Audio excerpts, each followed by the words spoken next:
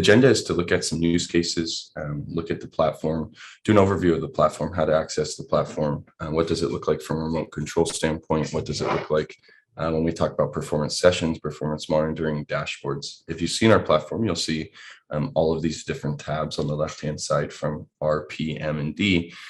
Essentially, we want to do a brief overview of each and every one of those different modules. This will allow us all to understand how to get our way around the platform, understand how to maybe showcase the platform to a potential customer, make your way through, grab a device, access a device, and play around with the device. So very, I'd say, high level. We're not going to go into, for example, the KPIs we captured during a performance session, or how to add a performance session to a user flow. Those are all different topics that are more in depth that we'll cover throughout this entire enablement series. But I think leaving this call, you should have an understanding of, if I was on the HeadSpin platform, how do I make my way around? How do I access a device? How do I start a performance session? And how do I do some basic operations using HeadSpin?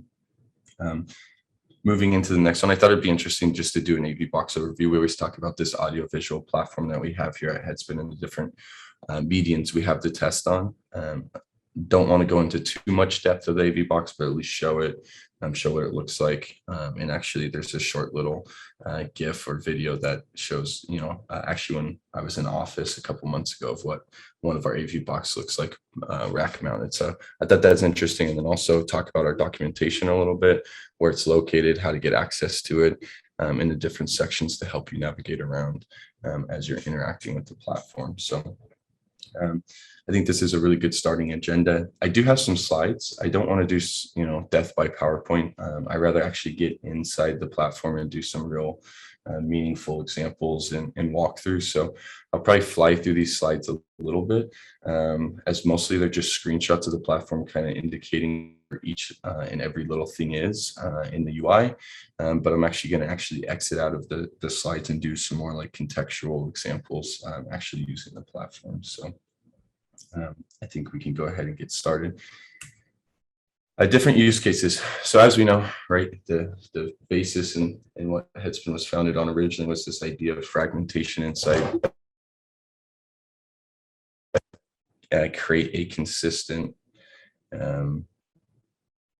sorry, it says my microphone changed, but I hope everybody can still hear me. But how hard it is to create a consistent experience when it comes to performance across, mobile applications, due to a lot of different things that you see on the screen here, right? For example, different app versions, different operating systems, inside different operating systems, different versions of those operating systems, different network connectivity and carriers across the world, different locations, and then different device types, especially on the Android side. When you throw all of those different factors in together, it becomes very difficult as a developer to maintain a consistent experience across all that, and also a good experience, right? So that's where this idea of HeadSpin came in.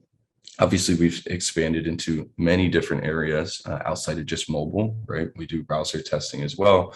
We do OTT device, screenless device, smart device testing, and we're getting into the smart TV testing space, set-top box testing space, all using our audiovisual platform. So, the core basis still stays the same, but as we're growing the median in which you can test on. Also, another very common use case of the platform is not only just recommendations and analysis of network traffic, but recommendations and analysis of all different performance KPIs, right? So as you'll see a little bit today, but more actually in the session next week, led by Brian Perea, the capabilities of our performance module, right? When you run a performance session on the platform, how much insight you get into not only network traffic, but what is going on in the device, right? Really raw metrics when it comes to the performance of the device and the performance of your application on that device. So those are very common use cases. When we talk about this, you'll see in the first bullet point, manual or automated device testing, right? We have many customers doing both of these. When you look at maybe one of our biggest customers in Facebook, their use case is actually purely manual.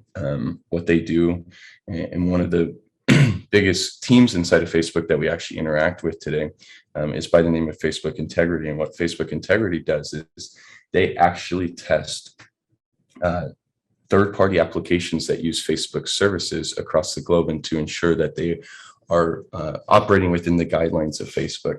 So this is a very manual use case. It's localization testing.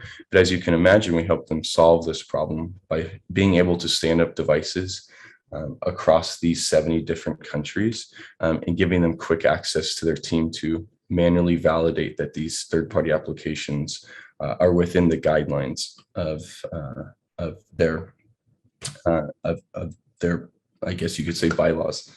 So that's a very manual use case, but it's a very good use case for HeadSpin. But then we look at the automated testing side.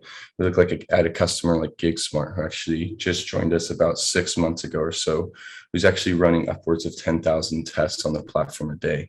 So very different use cases, very different consumption, but we also meet the mark for those very vastly different use cases on the platform. And I think that's the real power of HeadSpin. I think what's really interesting to see. So many different use cases, but mostly around, obviously, the manual and automated testing. When we get into the next one here, what we'll see is the HeadSpin platform, right? So when we actually log into HeadSpin, actually, when you sign into the account, this is what you'll see. This is actually one of our newer pages, our home onboarding checklist. And what you'll see in this kind of screenshot view is I'm trying to walk through most of the main features and functionalities of the platform, right? I'll get into what this is once I actually get into the platform. What you'll see is your name in the top right-hand corner. And this is our account and slash settings panel. When you click on this, it gives you the ability to actually switch between different organizations on the platform, as well as access our settings page, which I'll show live here. We have all of our different modules on the left-hand side, all the way from the admin UI, which allows you to configure different settings inside the organization, our usage UI, which allows you to actually view usage of your team on the platform from a device and user perspective. We have our home UI, which you're actually seeing right here, which gives you this onboarding checklist, which is actually an initiative to make the platform more self-serve as we move forward. I think one of Brian Prea's goals that I've talked to him about is, how do we make the platform a lot more self-serve? How do we guide our customers through a general user journey on the platform, to allow them to not only get more value out of the product, get time, reduce their time to data, and really allow them to really be a little more self-sufficient moving forward. But what you'll see also on the left-hand side is this idea of remote control, performance sessions, performance monitoring, and dashboards. These are essentially the main features and functionalities of the platform. When we go down from remote control, that's accessing these devices that we host in the cloud. Performance sessions would be an ongoing list of the performance sessions that you're running. Performance monitoring allows you to group these performance sessions together and get deeper insights. And then dashboarding is our out-of-the-box dashboarding that leverages Grafana in the back end that allows you to, I would say we have a couple out-of-the-box dashboards. We also give you the ability to create your own dashboards in this view, to really visualize key KPIs that matter to you and your company. So with that, I'm going to step through each one of these. I'm going to kind of get to the slides first, and then I go into the more contextual demo using the platform. But when we look at remote control, you'll notice that remote control is selected in the left-hand side. This is a little bit older of a screenshot, so I can update this because you actually don't see the home or detach buttons, but this UI has stayed the same. And essentially, when you're in remote control, you'll see the different tab bar. In here, we have the host, devices, and remote. When you're in this host list tab, you'll see a list of locations indicated by the 4 different regions of North America, APAC, EMEA, and South America. And what you'll see in there is all the locations that you have access to. What each one of these entries actually indicate is a host machine where devices are connected to. And by clicking on this flag, will actually kick you into our devices view, which actually gives you an ongoing list of each device that you have access to start testing on. When you look at the remote view, that's actually our remote control UI. We're actually streaming the device live to you through the browser, which you can interact with. So as we kind of go through here, and you look at this host list tab, you'll see a country flag on each row and the number of devices. And then you can also leave notes in that view. So once again, another kind of contextual view. When host is selected, you'll see that you have the ability to select these devices across these different regions and locations indicated by the country flag. By clicking on the country flag, it'll actually give you a more defined view in the devices list of what's available for you to start testing on in that location. Going back into the device list, each row represents a single device. In here, it gives you some contextual info about the device that we'll see here: the device ID, the carrier, the network type, obviously the type of the device and where it's located, and the ability to start using that device. And I'll show a couple more, I guess you could say, tips or trips once we get into this. But very straightforward. I know this might be repetitive information once again for most, but I think it's really good to just level set on what each button does, how to navigate your way around, and how to get to specific devices when needed. When we go into the remote view, which is the last section of the tab, you'll see that this is our view that allows you to manually interact with the device. These views differ a little bit when we talk about Android and iOS, and I'll showcase that here in a second, but they are pretty close to being the same. The difference you'll see is actually this Tools tab will be replaced for an Apps tab on an iOS device, but I'll get into that in just a second. What you'll see here on the left-hand side is the device stream. This actually allows you to stream the device live to you from obviously the comfort of your browser, interact with the device. Here, which I'll show, you have the ability to input, taps, swipes. Your local keyboard's actually connected to the device, so as long as it's in view, you can copy and paste into this device. You can type into this device. You can scroll actually using your arrow keys on this device. So very straightforward, I believe, and it's actually made to be very interactive and a smooth, fast, easy experience. On the right-hand side, what you'll see is I'll go into each one of these. I thought it'd be kind of hard in a screenshot to step through these, so we'll step through them together actually in like the live demo. But some key actual buttons that you'll see here is performance capture. So I'm also capturing some typos by myself, which I'll fix after this. But what you'll see is this gives you the ability to start a performance session. When you click this button, you'll actually get prompted to start one with or without network. We'll cover those options later today as well. You actually have this mini remote option in the tab up here, which is an option that allows you to actually scan a QR code, scan the QR code with your local device, and then actually bring up a web view of this remote device on your local device and input more complex gestures. Usually our gaming customers love this feature, and it allows you to do more complex things that are hard to do with the keyboard and mouse through our UI. So for example, if you have 3 or 4 finger touch gestures that you need to input, use your thumbs and multi-input on different parts of the screen, those are very good use cases for using our mini remote, and something a lot of gaming customers are using today. So with that, I think the last thing that I wanted to cover in remote control is this idea of a device tray. You'll see the device tray in the UI located at the very bottom. This is your most recently used devices. It's a great way to manage devices that you're testing on from a manual perspective. And it also gives you the ability to bring up 2 devices side by side in the UI. So if you're doing like a multi-device test, or I've seen a lot of telcos use this feature and functionality for calling calling one device on the platform, injecting audio across and validating it. Many different use cases, but it gives you the ability to quickly grab recently used devices as well as grab multiple devices at the same time. With that, I think I'm going to jump out and go actually into the platform and showcase kind of what I was walking through, but more contextually actually using the platform. So once again, what you'll see is I'm using the Nimble Droid platform or organization. If you don't have access to this, please just drop me an email. You can reach me on Slack. I'd be happy to get you set up so that you can actually get in here and play around, because I think, once again, I think everybody inside our company should, 1, at least know how to navigate through the platform, and 2, be aware of, being able to grab a device and play around with the device and actually see the features and functionalities of HeadSpin and the power that we bring to our customers. So once again, what you see here is our home onboarding checklist. This is a newer feature, I think, that was published within the last quarter.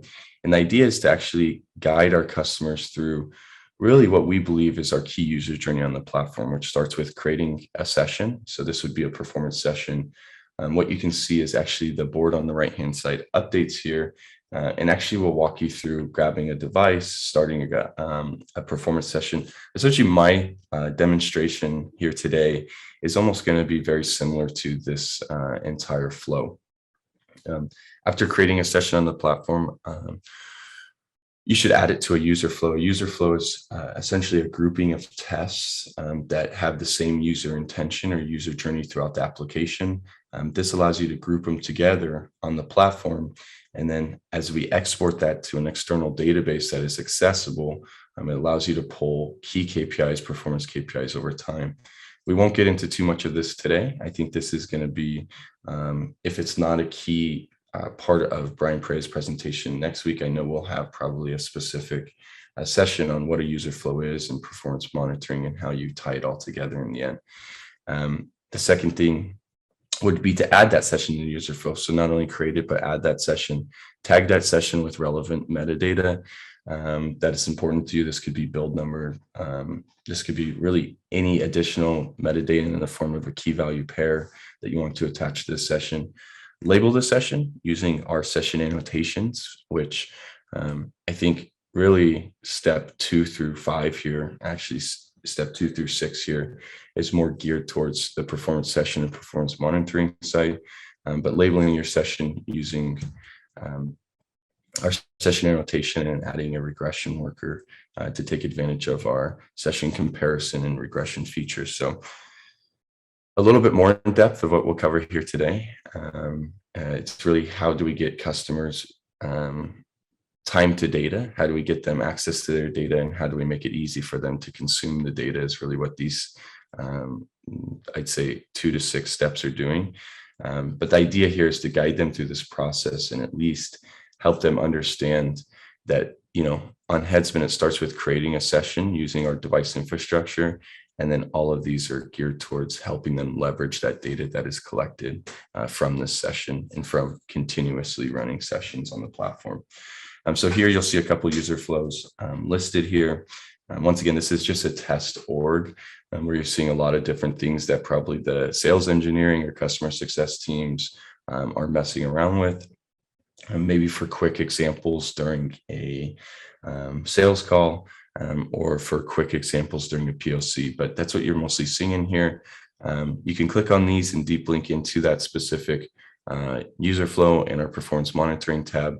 Once again, a little bit more of what we'll cover here today.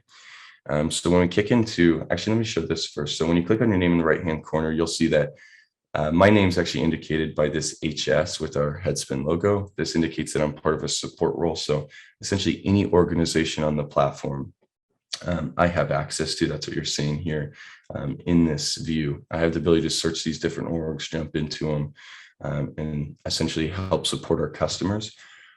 When we're actually onboarding onto the platform, if you don't have an account today, it will look a little bit different. You won't see all these orgs. You'll see just your name and essentially NimbleDroid, which is perfectly fine. Just want to preface that it will look a little bit different. What you have in the top right-hand corner is your settings page. Inside this settings is your user settings, starting with your API tokens. These are long-lived API tokens. This is used to authenticate on essentially everything on the platform when it comes to hitting APIs, running automation. This is all done using these API tokens. And they're long-lived tokens, so as long as you're not revoking them on the platform, they will be alive. You can create multiple tokens and then actually take those tokens away as well. So just kind of a place to start. What you'll see also is our download section. I think is the most important thing that you'll see here today. So we have our HeadSpin CLI, which includes a lot of tooling around using our bridging features and functionalities, which I'll showcase here today. So bringing devices from the platform to your local environment, as well as bringing devices from your local environment into the platform. Here you can see downloading it for your respective operating systems. And then we also have our Appium IDE, which is a lightweight version of Appium Desktop here that's available for download. One thing you'll notice here, though, is that now with a recent addition of, I believe, within the last 3 weeks, we brought Appium IDE into the platform. So this Could be used, but I think it's a lot more clear once I show the remote control side of things. So with that being said, I'm going to actually jump into remote control. And we'll see this host tab view that I was showcasing in a screenshot earlier. Um, and what we'll see here is the ability to select from different devices across the globe, right? So we have Asia Pacific, Europe, and the Middle East and Africa, Latin America, and North America. And I think for some of those that don't know, I believe we're present in about 70 plus countries. And across those 70 plus countries, we have 100 plus locations where we can deploy devices. Also, for those of you who don't know, who are maybe just joining, have not been with HeadSpin too long, these are real bare metal devices that we host inside our infrastructure, right? There's no emulation, there's no simulation on the platform at this time.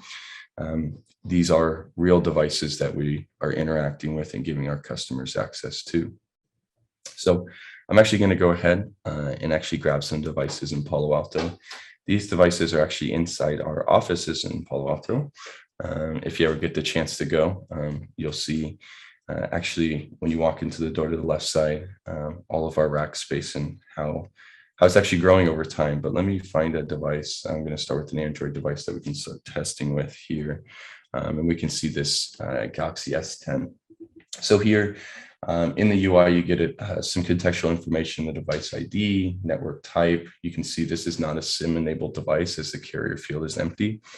This device is strictly on Wi-Fi, running Android 10, connected to this specific host. In the blue button in the top right, you have the ability to add additional fields to this and customize what you're seeing.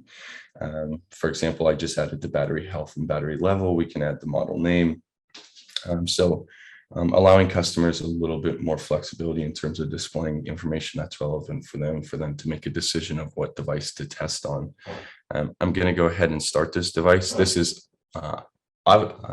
also a newer feature just added to the platform, which allows you to start remote control with Appium to run an inspector session, which allows you to run your app under test and also inspect it to grab selectors for your automation test, which we'll get into maybe a little bit today, but we're going to have a fully automated or a full session on automation here shortly, probably starting in the new year about how to run automation on the platform. I'll cover a little bit of it today, but there's more to come later. So when you start the device, what you'll see is a view very similar to the screenshot that was in my presentation.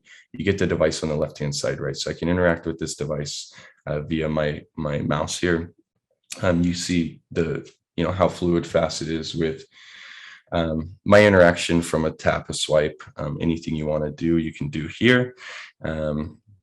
So very straightforward from a manual perspective. Once again, we have many, many customers that run manual testing on the platform, and they leverage this to get access to devices in remote locations. What you'll see is the device configuration in this view.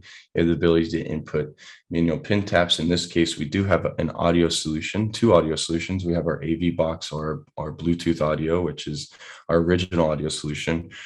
It's not currently enabled for this. Our Bluetooth audio is a custom Bluetooth hardware that sits on the host machine that this device is connected to and allows us to input and capture audio coming in and out of this device.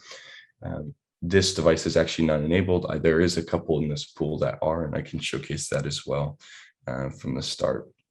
We have our Appium Inspector, which once again is a newer feature, a newer tool on the platform that allows you to leverage Appium IDE directly in the platform. Previously, we required you to download a separate version, which I showed in the settings panel, and then use a separate application to connect to our devices on the platform to inspect the device or your application for finding selectors inside of Appium.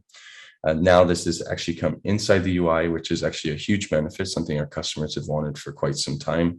And I'll showcase that in just 1 second of what it looks like. We also get, our overview device notes, just a couple of different panels around the software and hardware of the device, which allows you to have more visibility into what you're testing on. When we go into our tools panel, this is where we see some tooling on the Android side that you won't see on the iOS side that allows you to do a couple of different things, right? Create some intents inside Android that allows you to jump around maybe a lot quicker than having to interact with the device on the left-hand side and making your life as a developer or tester easier. You can copy in out of the clipboard of this device, jump around to the different applications on the device via these shortcuts here. I'll get back to remote debug in 1 second, but we also have the ability to install your application, so you can sideload your APK in this case here. This is all API driven as well. So from a strictly manual perspective of what I'm showing here today, this gives you the ability to, drag and drop. We have APIs that allow you to do this in an automated fashion, or that you can tie into your automation test cases to, upload and sideload your APKs at runtime.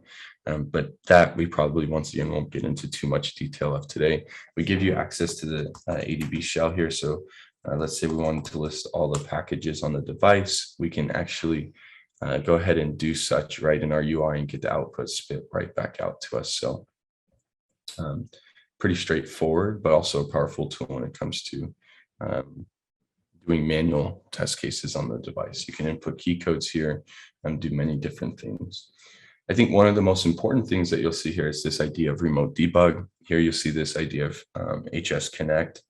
And this actually stems from our command line tooling. So once again, very high level today. I don't think we'll get into all the details of this, but I think it's very important to showcase this. And what this gives us the ability is, if you take this, first step is obviously download our HS tool from the settings page, which you've seen. I already have this, fortunately, so I have a terminal open here.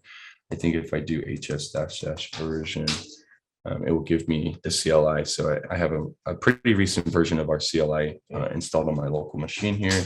And what this will give me the ability to do is actually go ahead and,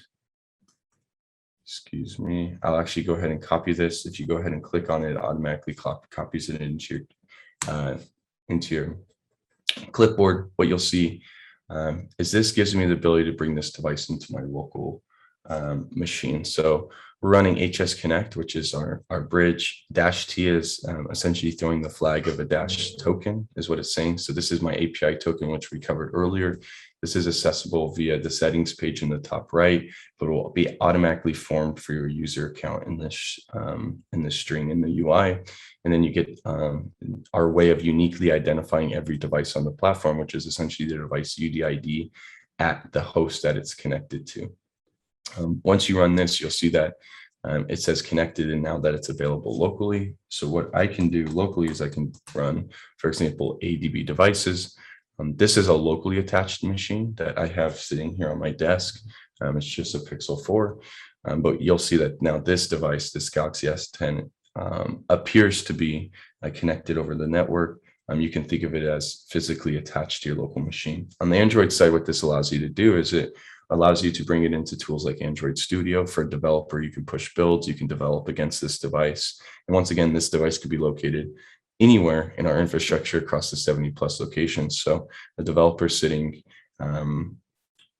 in a location such as in Orange County, California, can bring a device in India to his local environment, test against it, push builds against it, and debug on the edge with it. So a very powerful tool. When it comes to running different automations on the automation frameworks on the platform, we support essentially them all. I'd say 95% of our customers are leveraging Appium on the platform, as we have such close ties and roots to Appium, and is actually a very powerful tool in the testing realm. But also some of our customers use native testing frameworks. So on the Android side, that'd be using Espresso or UI Automator 2. That can be found and not found, but leveraged through this bridging technology. So you bridge the device to your local machine and kick off the test through this bridge. Same thing happens on iOS. It's essentially the same command, HS Connect with the iOS device will bring it in, and then it gives you the ability to run things like XGUI tests, right? Native testing framework on the iOS side. And that is, I think, one of the most powerful tools. This is a big differentiator for us. I think none of our competitors, from my understanding, have functionality like this, where you can actually bring devices from our infrastructure to you and debug on the edge. I think it's been a real point of emphasis for us and something that we do a little differently than a lot of our competitors and a lot of people in this space. So just a thought there. I'm actually just going to run an HS disconnect here. just to disconnect the device so it doesn't get caught up later. Now, once you run that, you can see that this device is no longer connected to my local environment. Outside of the tools tab, we have an automation tab. This gives us the ability to look at the specific WebDriver URL from an Appium perspective for this device, as well as the minimum desired capabilities to go ahead and get started to test on this device.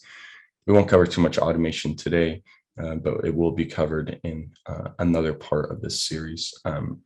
You can take screenshots on the device, access the logs of this device. So you can think of this as like a mini Android Studio as it appears. You can filter that as well. A look inside the file system on this specific device, and then some advanced features around image quality. You can up or, you can change the image quality sometimes based on your bandwidth on the client side. You can obviously, as it's a poor image quality, you'll get maybe a faster experience when interacting with the device, as it's a lower resolution image that we're sending through the stream. As it gets higher quality, it might not be as responsive, but obviously gives you a better look into the device. Some other features around rebooting the device. So you have the ability to reboot the device here, some access to the physical buttons on the side of the device, the volume. And then here's our mini remote feature where I alluded to, you scan this QR code on your local device. It brings up a web view in a browser, a mobile browser, and then you can actually mimic your input on your local device to our device in the infrastructure. So things like, more complex gestures can be achieved using this. So with that being said, I think one thing I did want to show is as I kick out of here is starting, looks like somebody's taking the device. So that is fine. I'll look for another device. When you go back into this devices tab, one thing you'll see is that I have this filter of US Polo 1. This is because I had clicked on that specific flag or that specific host in the host tab view. If you get rid of this, you'll see it will actually show me all the devices across every location that I have the ability to start testing on. So kind of just a small thing there to look at. One thing you'll see, and we can actually use an iOS device for this, is the ability to start a remote control with Appium. This is a newer feature that goes along with that Appium inspector. So when you click this in the backend, it's going to start an Appium session, and then also kick you into remote control and bring up the inspector window. So when we talk about what is Appium ID, what is Appium Inspector, it's really a tool that allows you to explore the view hierarchy of an application. Inside that, if you're familiar with automation testing, that's how you actually select, or that's how automation works, is what I should say. And that's how you're actually interacting with the device via Appium, right? So what I'll showcase here and what we can see is now we have this section on the right called Appium Inspector. We can actually drag this all the way over.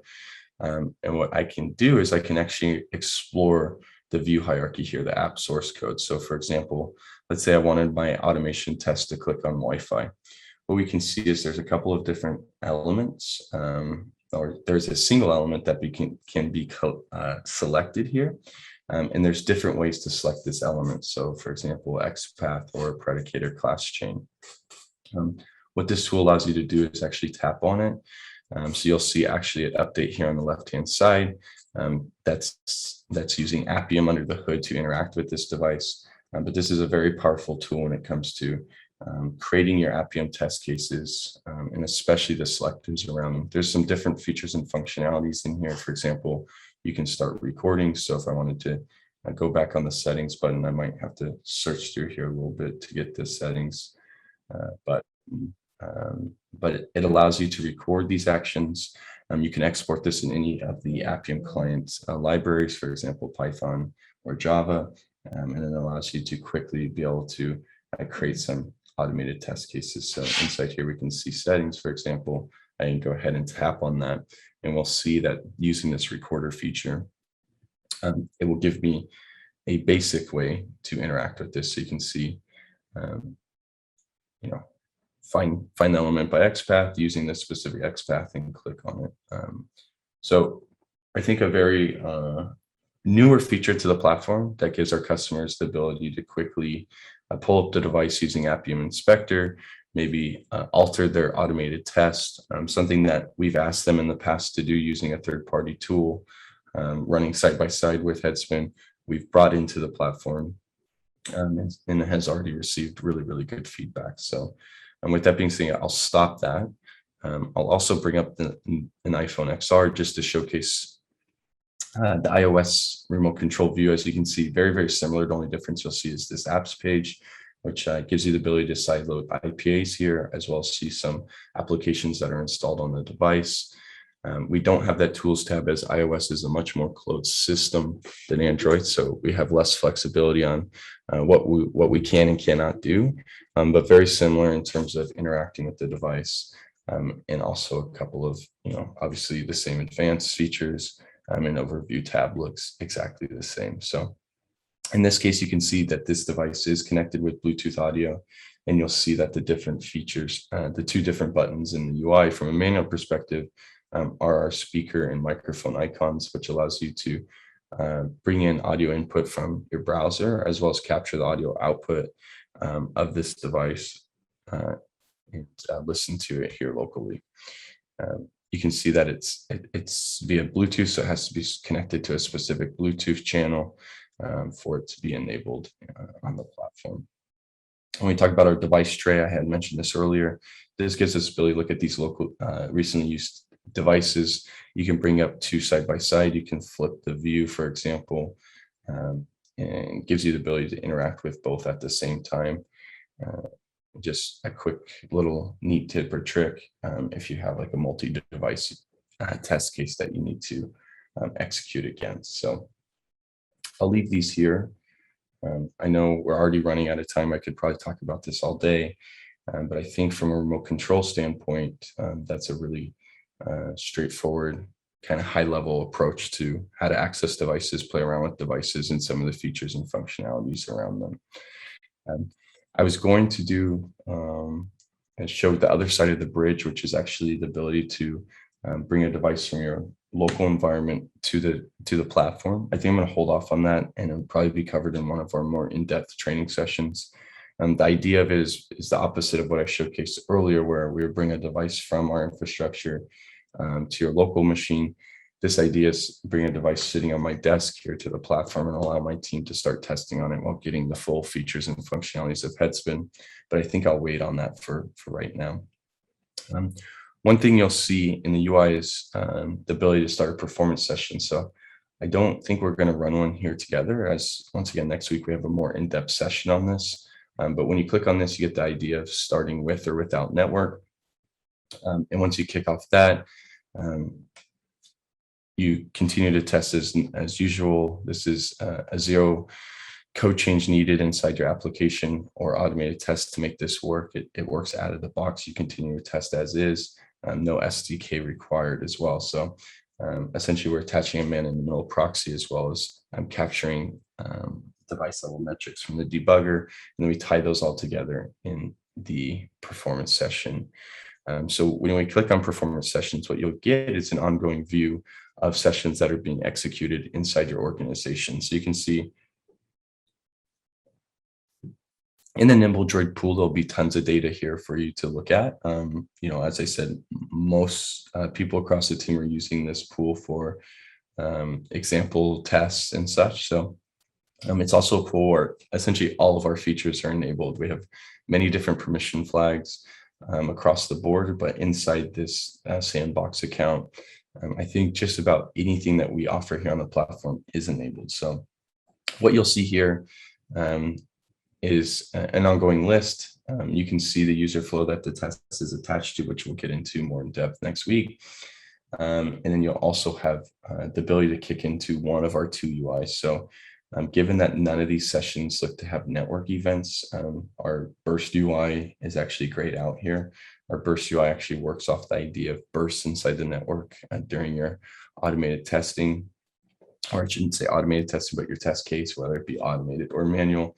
But given there is no network events, it looks like we have just our waterfall UI, and you can deep link into that here. So this is just a random session that we can take a look at, and I'll step through a high level view of what the waterfall UI looks like. And then, we'll get much more detail about this later on in our enablement series together. But a quick lay of the land, and this is actually in my slides as well. So I think it's more contextual if I do it rather than sit and point at a screenshot. But what you'll see in the left-hand side is the session overview panel. So this is where the test was executed, what network it was executed on, and what device it was executed on. We also here have the ability to download a lot of different session artifacts. So here you get the screen recording, HTTP traffic, all the test logs, and actually a newer feature gives you the ability to export the time series data that's present here in the session via a file. I believe it's an Excel file, but it may be a JSON file as well. CSV file. Thank you, Brian. On the right-hand side here, you get the video of the video playback of the test itself, so you can play this back. It also goes frame by frame with all the time series data that you'll see down here. A newer feature that also came within the last quarter is the ability to pop this up out and do a frame-in-frame view, or picture-in-picture view, I should say. Here we can resize it. It's still going to actually go with the time series data. So there's not much going on the screen here. It's just a random example, but previously this was locked in the right-hand corner. Now you have the ability to bring this out. So very nice. When we scroll down, you'll see all the time series data. So this includes a lot of our own metrics. So you'll see in blue here, the first ones in blue are our HeadSpin video quality metrics. So you get our video quality MOS, blockiness, blurriness, colorfulness. Then we get into some more of the hardened device level metrics like CPU consumption, memory consumption, battery consumption, things around,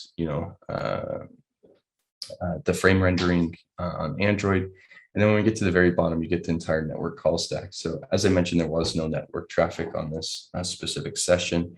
I can quickly bring up a session here that actually would have some, just for everybody to kind of showcase it and view it, but you'd see all the network traffic broken up across or broken up and categorized per domain. So a very nifty tool for developers and testers alike to inspect the functionality of their network. On the left-hand side here, you get our AA-based issue card system. Brian Prey is going to do a much better job than myself to walk you through what these are, how to use them when consulting with customers, or how to even interpret the results that are shown here. But really what happens in a performance session, if I look at it from a high level, is we're collecting all this raw data from a network and device perspective at the runtime of your test. What we do in our waterfall UI is it's a very good way of correlating all this data together. But one thing you'll actually see on this session is this idea of analysis and progress. What we're doing is we're running machine learning models on top of this data to unlock different insights. Those machine learning models include the ability to run our reference-free video quality MOS algorithm. It also includes doing things like computer vision against the entire session to detect areas of low page content. So you'll see this is a blank white screen. We pinpoint that for you. We allow you to look into what's going on inside the application from a network and device perspective when you have low page content on the screen. So those are just some easy baked in examples. But once again, we'll get into much more details of how we help our customers analyze the performance of their applications from many different perspectives today. So I think one more thing you'll see is this is a different example session, but you'll see now that we have network traffic here. What you have here is our network overview panel. So you have some different timings around some different metrics around different parts of the network, like traffic content, domain traffic, the timings around the TCP lifecycle here. You have the ability to break it up between session-wide metrics, domain metrics, host metrics, so get more granular. So if I wanted to look at Duolingo, which is the app under test here, specifically their network traffic, and if I wanted to take it a step further, I could look at the API server compared to the CDN server, for example. And then at the very bottom, you have the ability to see all the network traffic too. So what you see here is each white bar represents a TCP connection. You can see the requests going in and out of this destination IP. And then, if you hold shift and drag in this view, you have the ability to zoom in. You can see each of the requests are indicated using these bars inside the TCP connection. And here you get, for example, a GET request to this CloudFront endpoint. And then you can see it was serving an image back. So in our details panel, you get some more information. Once again, I'm flying through some of this. Some of that is on purpose because we're going to spend many hours deep diving into all of this data, how to access it, how to correlate it, what it means. I just wanted to showcase it at a high level. If you do, run a sample performance session, how to access it, how to get to it, how to maybe make your way around the waterfall UI, but by no means is this made to make you an expert in the waterfall UI as of yet. So I just want to preface it with that. And I know we only have 5 more minutes, so I'm trying to get through the rest of these, but the last one you'll see is performance monitoring. Inside performance monitoring, you'll get a list of user flows. We have not gone over user flows yet, so I don't expect anybody to fully know, who's new to HeadSpin, to fully know what a user flow is. But the idea of performance monitoring is a list of those user flows. You can think of a user flow as a collection of the same user journey or test throughout the application. So if we look at one of these, for example, maybe we look at Pinterest iOS, when you go into this view, it actually gives you some graphs and high-level views into the data that's collected here. So we're correlating all these tests run over run. So, all that data that's collected in the performance session is stored in what we call replica DB. So in this case, replica is turned off. If this was turned on, which I can do here, what you'll see in this view is you get credentials to this read-only database where you can actually query all the data that we collect from your testing. So this may pop up, it may not, but what you'll see here is essentially just credentials to connect to this device. I mean, not this device, this database. And we have some different views inside this UI in terms of looking at, for example, for all the sessions, what's the count of poor video quality impacts. So you can see in this specific user flow, it looks like there's about 4 different tests. And you can look at, how each test maps up against specific issues in data that we collect. Regressions and alert watchers are more advanced features. This ties into our session compare and the ability to run some regression workers against all of the data that resides inside a single user flow. So you can do build versus build comparisons, geo comparisons, time-based comparisons of the data that you're collecting. So once you tie this into like a continuous integration pipeline, and you're continuously creating lots and lots of dense data on the platform, you have the ability to run our regression workers to unlock some insights around the performance of your application. We'll get into more and more details, of course, about this. And I think one of the last tabs that we see here is our dashboards tab. I'm going to go ahead, as I was kind of jumping around different organizations, that it's not going to load, but I'm going to go ahead and reload this here. And what you'll see in our D tab is essentially Grafana baked into the product. This is a newer feature as well within, I'd say, the last 8 months for sure. This has been published. And it really brings the power of being able to showcase to our customers some very out of the box, straightforward reporting around their test cases. So here you'll see the home dashboard. We have the ability to create multiple dashboards that are specific to clients' needs and add them here as well. But everybody gets this home dashboard out of the box. It gives you, some high-level metrics around the pass percentage of the test inside a user flow, some detailed information around the last test taken inside a user flow. And then we also get some of that time series data, for example, the net CPU, memory, battery drain, and MOS score across the last 5 sessions graphed here in Grafana for us. So this goes by each and every user flow that is connected to this organization. So these panels are the same. And the only difference is that it's the user flow that's attached to. And you can also deep link into the sessions from here. So if you saw some irregularities, or if a session failed and you wanted to do some investigation, you can deep link back into the performance sessions here. So I know we have 1 more minute. I could I could spend a lot of time with everybody here on the call. This is super exciting to get started. I know I did not stick to the slides as much. I wanted to use them kind of as a guide, but I think the beauty of the slides is we can share those. We'll add them to the Confluence page. We'll create a knowledge base around what was presented here today. But what was in the slides was essentially what I was showing you live. And I think a live demo is always better than walking you through some slides. So I hope this was useful for everybody. I look forward to continuing doing these sessions together. And I hope this was a good basis to get everybody started on what is HeadSpin at a high level. How do I access a couple devices, and how do I get started testing from a manual perspective? But thank you guys. I know this is not easy to sit through for an hour, and I appreciate all the time.